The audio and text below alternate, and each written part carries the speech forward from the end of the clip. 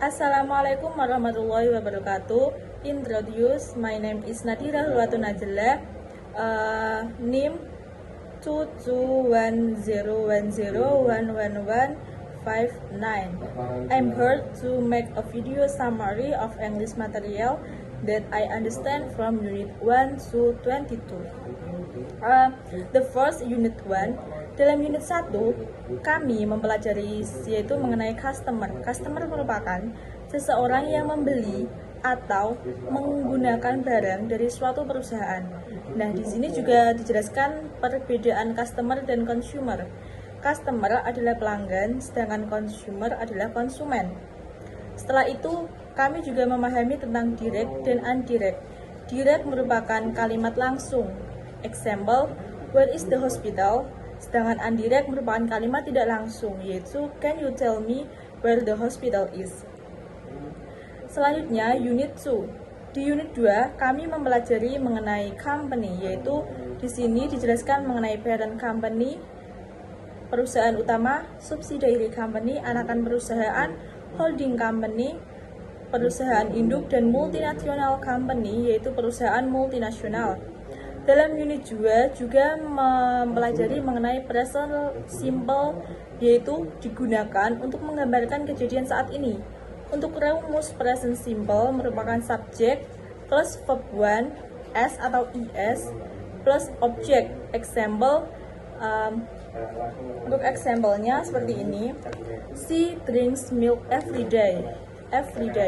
Nah, selanjutnya yaitu present continuous, yaitu menjelaskan kejadian yang terjadi saat pembicaraan berlangsung.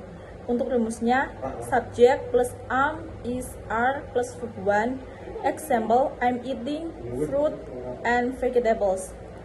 Then Unit 3, ada beberapa vocab dalam yang kita pelajari yang memiliki arti sama dalam Unit 3, yaitu run, hold, throw. Dalam Unit 3 memiliki arti sama-sama menyelenggarakan. Nah, dalam Unit 3 juga kami mempelajari mengenai rencana perusahaan company planning atau jadwal rapat perusahaan untuk membuka cabang baru di luar negeri. Kemudian mempelajari tentang present continuous the future, artinya merujuk ke kejadian yang sedang terjadi, yang kita harapkan terjadi di masa depan. Untuk example, we are visiting Harapan Jaya Company next week for 2 days. Then Unit 4. Dalam Unit 4 mempelajari mengenai troubleshooting, yaitu penyelesaian masalah di suatu perusahaan. Selanjutnya, analisis SWOT adalah teknik perencanaan strategis untuk bisnis. 4 langkah analisis SWOT adalah kekuatan, kelemahan, peluang, dan ancaman. Kemudian, mengetahui perbedaan sold and ought to. Untuk sold digunakan untuk mengatakan atau menanyakan apa yang sebaiknya atau seharusnya dilakukan. Example, it's cold in here, so I turn the heating on. Sedangkan ought to untuk hal-hal yang mau tidak mau, suka tidak suka, harus dikerjakan dan tidak bisa dihindari. Example, you ought to wear the gray white uniform on Monday. That's the school regulation. Then Unit 5. Dalam Unit 5 mempelajari simple past tense, yaitu digunakan untuk mengungkapkan kejadian masa lampau. Example, Nadira go to school every morning. Dan simple present tense digunakan untuk mengungkapkan kejadian saat ini, yaitu example, my friends were busy last night. Then Unit 6. Dalam Unit 6 mempelajari beberapa vocab seperti manufacturer yang artinya pabrik, supermarket, wholesale, grosir, retail, outlets, toko eceran, consumer, konsumen, departemen, store, toko departemen, warehouse, gudang.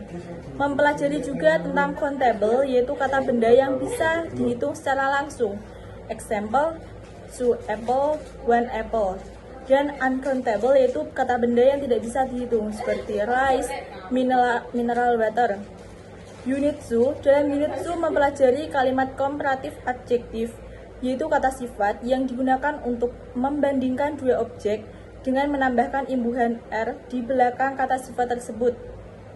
Example, my car is even better than yours.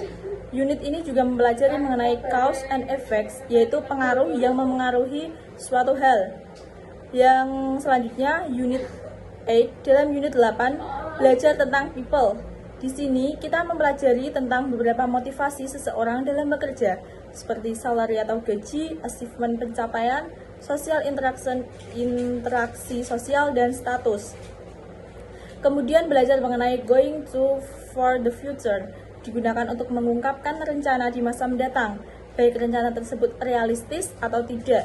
Example, I'm going to buy vegetables with my mother next weekend. Dan penggunaan will for the future, yaitu untuk menyatakan sesuatu yang akan terjadi di masa depan. Example, I will do the laundry tomorrow. Nah, untuk will itu biasanya digunakan untuk aktivitas yang spontan, sedangkan going to dipakai untuk kegiatan yang sudah direncanakan. Then Unit 9, Business Environment, merupakan suatu keadaan yang terjadi di sekitar bisnis secara keseluruhan atau kondisi luar dalam perusahaan atau bisnis yang memengaruhi laju dari usaha tersebut. Selanjutnya, present simple aktif adalah kalimat yang subjeknya aktif melakukan suatu tindakan. Example, people speak English worldwide, yaitu orang di seluruh dunia mengucapkan bahasa Inggris. Sedangkan present pasif, subjeknya adalah subjek pasif karena merupakan subjek yang dikenai suatu tindakan. Example, English is spoken by people worldwide. Bahasa Inggris diucapkan oleh orang-orang di seluruh dunia. Unit ini juga mempelajari mengenai describing trend, yaitu menggambarkan tren ke dalam sebuah grafik. Nah, selanjutnya Unit 10 mempelajari tentang company expenditure atau pengeluaran perusahaan. Company expenditure terdiri dari wages, capital, buildings, materials, and research. Di sini juga mempelajari figures and numbers. Example, 67%, 7%, 67%, 1/4 one quarter, $765, $765, $1989, 1989. Selanjutnya, Unit 11 mempelajari corporate responsibility. Artinya sebuah kasus di lingkungan perusahaan. Di sini mempelajari mengenai ethical policy, yaitu kebijakan etika. Maksudnya aturan yang dibuat oleh pemerintah dan merupakan bagian dari keputusan politik untuk mengatasi berbagai persoalan dan isu yang ada dan berkembang di masyarakat. Unit ini juga mempelajari tentang conditional sentence tipe 1, yaitu bentuk kalimat simple futures alias kalimat yang akan datang. Rumus dari kalimat ini adalah if plus simple present, simple future, will, imperative. Example, if the game is good, I will play it. Then Unit 22, unit ini mempelajari competition, yaitu sebuah kompetisi dari berbagai pasar seperti open market, market share, global market. Dan present perfect tense adalah suatu bentuk kata kerja yang digunakan untuk menyatakan suatu aksi atau situasi yang telah dimulai di masa lalu dan masih berlanjut sampai sekarang atau telah selesai pada suatu titik waktu tertentu di masa lalu namun efeknya masih berlanjut. Rumusnya subject plus have atau has plus verb 3. Example, I have just sent you an email. Mempelajari mengenai CV.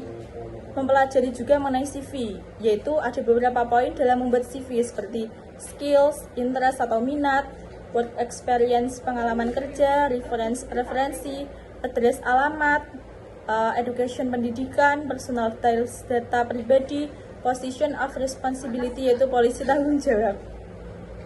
Mungkin hanya itu yang saya pelajari dalam bahasa Inggris, kurang lebihnya mohon maaf. Wassalamualaikum warahmatullahi wabarakatuh.